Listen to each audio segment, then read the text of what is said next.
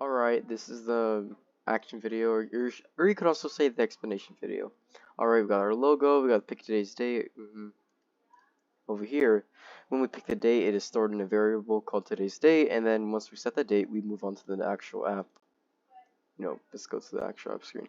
Alright, it'll display your current longitude and latitude, your current miles per hour or speed, and this button, when you start tracking your driving, when you click it, it'll start, the location thing.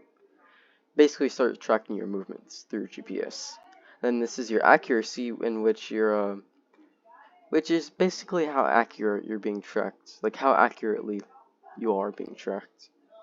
The amount of harsh stops or turns is basically, the amount of harsh stops or turns you've made within a certain 0.75 second interval, which repeats itself every 0.75 seconds. This is time for the set to tell you, show you amount of time left in the interval. This is to start timer when ready to start that 0.75 second interval. This is to stop that thing. This is to stop the tracking and the interval. If we go on over here, zoom out a bit. Here is location was sensor location changed, which basically means that this is for longitude and latitude. This is displaying accuracy. This is to calculate your speed and to put it in miles per hour as the 2.23694, which is basically if the speed is greater than 0.5, whatever the speed is considered, as long as it's greater than 0.5, it will then be translated into miles per hour. Current miles per hour. This is of course to update the label that shows your miles per hour. This is your current miles per hour as well.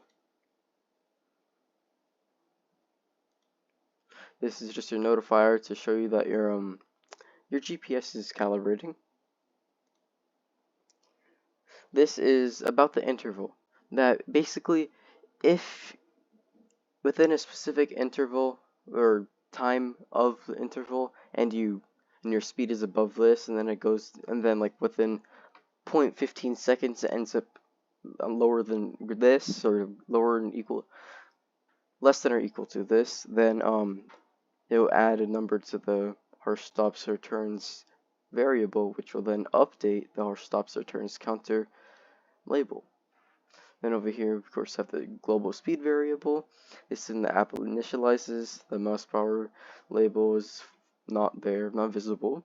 The current longitude and latitude label is also not visible. The location sensor interval is set to a base duration of 0.5 seconds.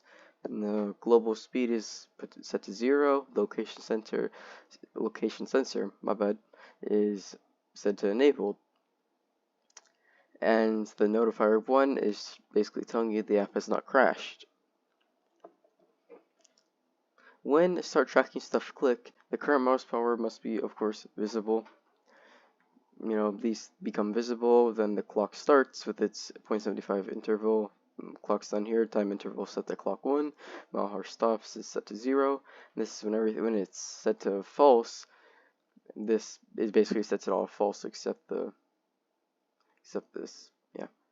Then start timers, of course, again, set up the timer. Alright, that's all. Bye.